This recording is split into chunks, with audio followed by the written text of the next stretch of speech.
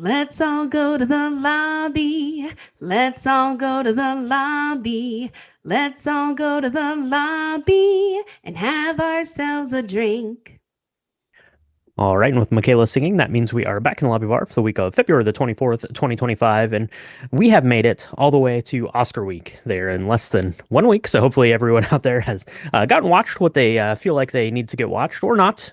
Maybe maybe you're not watching the Oscar movies at all. That's a-okay. But either way, you want to play it. You want to make sure you go and get entered into our Oscar Pick'em. That is live. It is down to the last 6 days. We need those entries by 5 p.m. on Sunday, aka Oscar night. Just go to the website, drinkthemovies.com. Hit the first link right there. It just takes you to a form. You fill out who you think is going to win, and whoever makes the most correct picks is going to win that prize package. Michaela, how are you doing on your Oscar watch? Um, yeah, I'm okay. I'm doing all right. There's still a couple of films that are really hard to track down and find as a Hmm. civilian. Hmm. And so that's been tough. But by and large, I'm pretty proud of us. You're gonna This is gonna be our first Oscar season that in a while that we've not been together. You're gonna be Hmm. traveling, so you were way ahead of the game, and I was super proud of you for that. It Um, was, yes. I had a lot of catching up to do traveling back from Texas, trying to see all the things that I could see in this next week. And I think we're going to get real close to seeing all of them, which is great because some just for whatever reason they don't get distributed widely or they're only shown on one night and it's a night that's like your wife's birthday or something crazy. So Right. I think this year we're going to be very close, if not have seen almost all of them. So that's good. Yeah, we're going to be pretty close, and that's just something that we like to do, right? It's like our own personal movie, Mount Everest, and a lot of people are in that same boat, and there's arguments to be said for not caring to watch all of the Oscar films, but I like to do it because yeah, certainly you'll see some things, and you're like, that could have been time better spent elsewhere, maybe, but there are other times that you watch something and you say to yourself, that was incredible, that affected me on some level, or I connected with this art on some level. And I never would have done that had it not been nominated for an Oscar. So you have to look at both sides of that coin there, and decide for yourself what is the best. But yeah, we try our best to see all the things that we can see. We'll be left with a couple come Oscar night, and make sure you're tuning in this week. We're going to be making our Oscar picks live on this show. We'll be going through all, I think it's 23 categories this year. So we'll be going Mm. through making our picks and seeing who is going to take the top prize here on Drink the Movies, and make sure you get those entries in. Michaela, Oscar night is coming. We've always done a red carpet. I don't know if you'll do one without me. I have a sinking suspicion that you'll do one probably, for yourself. And when you're doing that, you're going to need a cocktail. And I found this one via the Spruce Eats, and it is called the Red Carpet Cocktail. I don't think we've ever done this, but it seems like something that we should have done, given the name. But I found this. It looks pretty delicious. What do you think? Are you going to be doing red carpet night, Sunday night? I mean, it's tradition. It I is. have the It red is. carpet. Yes. I'm gonna roll Yep. it out. Hmm. I don't know if I'm gonna get all dressed up, but I mean, yeah. I mean, it as long as I stay awake, because there might have been one time where Michaela drank a lot of Uh-huh. Uh-huh. kava and Yeah. fell asleep before the actual best picture even happened. That's not going to happen this time. Uh, True. but yeah, I think look, the red carpet cocktail, it sounds like something that is right up our alley. It's got like two of our favorite things, right? It's got pomegranate liqueur, which is delicious, and it's got Campari, which is one of your favorite things. So I don't know Absolutely. why we had never done this before, darling. No, never W- knew. Don't know.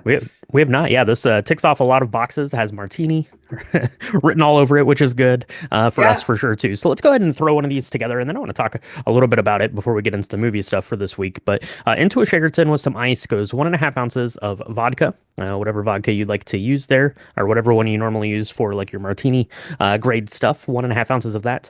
1 ounce of Campari. 1 ounce of pomegranate liqueur. Pama is the big one, if you've ever seen that out, but you could use any pomegranate liqueur.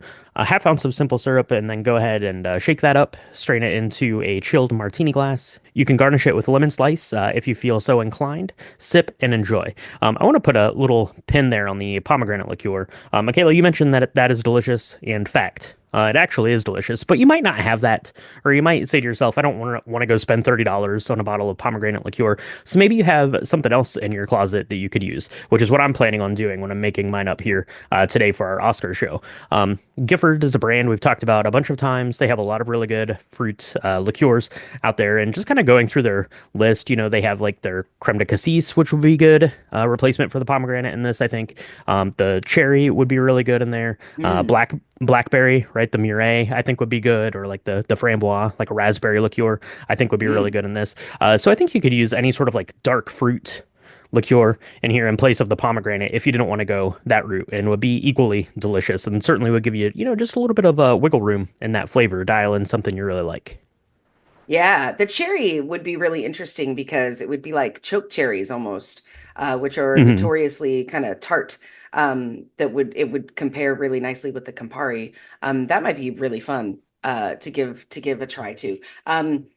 Yeah, this is going to be right up my alley. I can't wait. I am going to go and buy the $30 pomegranate liqueur because I really want to. So I'm going to try it the way that it's written, but I completely agree. I think that if you find something, as long as it's again, you're going to want to be make sure that it's good quality, whatever the liqueur is, because the higher the quality, probably the less sweetness and viscosity it's going to have.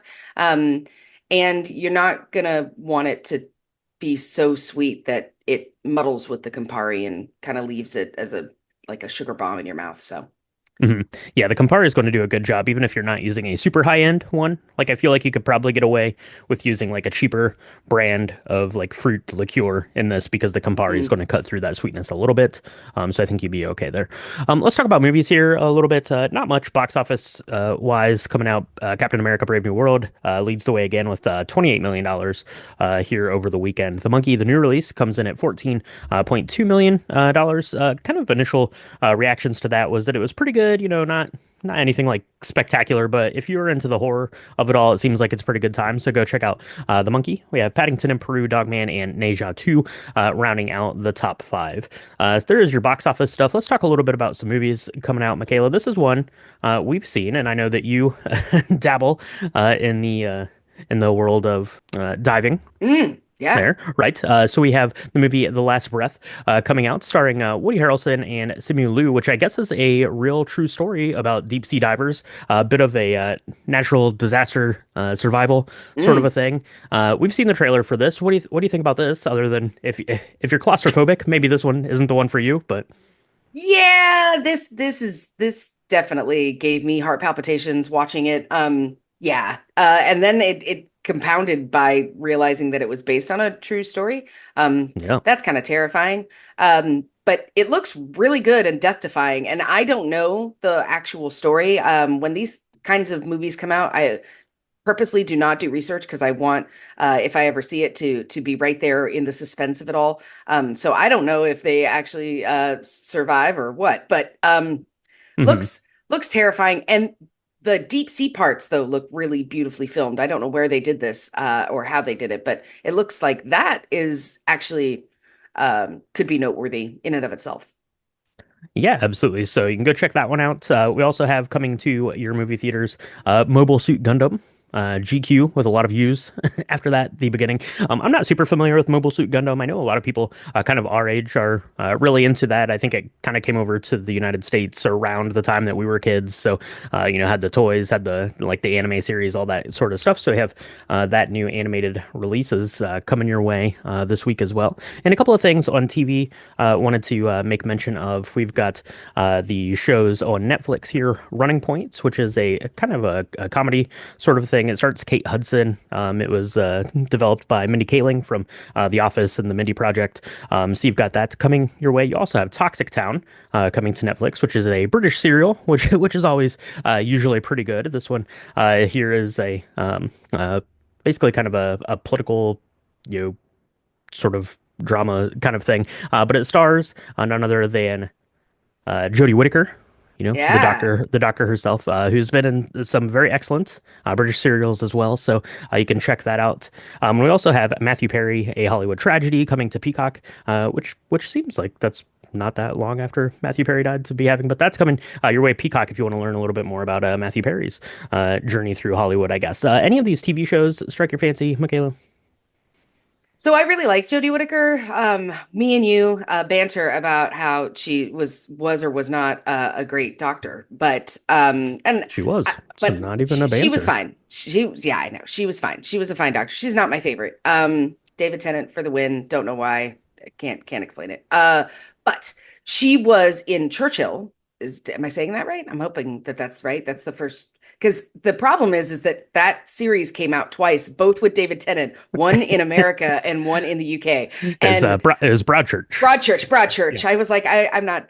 I'm glad I checked. Thank you. Broadchurch.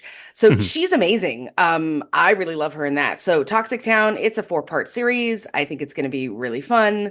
And it's like a toxic waste case. So it's like UK meets Aaron Brockovich, kind of, sort of, and that's what it sounds like to me. I could be totally wrong, Mhm. but I'm excited. Jodie Whittaker is the bomb, and people are already in the throes of missing her with the new Doctor who's out, right? Like that's totally a thing. So Yeah. it's good to see her doing more stuff.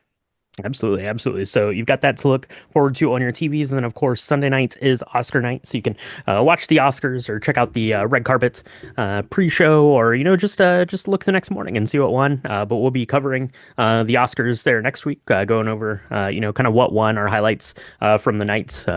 See if I was able to drag myself away from tiki drinks on the beach to watch any of it. I'm not 100% sure. We'll see how that goes. Last week on the podcast, we talked about Captain America: Brave New World. That was a pretty good conversation about a pretty okay movie, I think. And this week, of course, we'll be making our Oscar picks. We'll be going through all of those, making our picks live here on the podcast. We'll be locking those in with a couple of caveats. You want to make sure you follow along there if you're interested in what we think about the Oscar selections this year. And if you want to check out our Patreon, it's patreon.com/drink the movies. We have our hangout is scheduled for Friday. We'll be doing a cocktail hangout with some of the patrons, and then big, just kind of open movie hangout just to talk about, Oscars and movies, all that stuff for all of the patrons. That's coming up on Friday.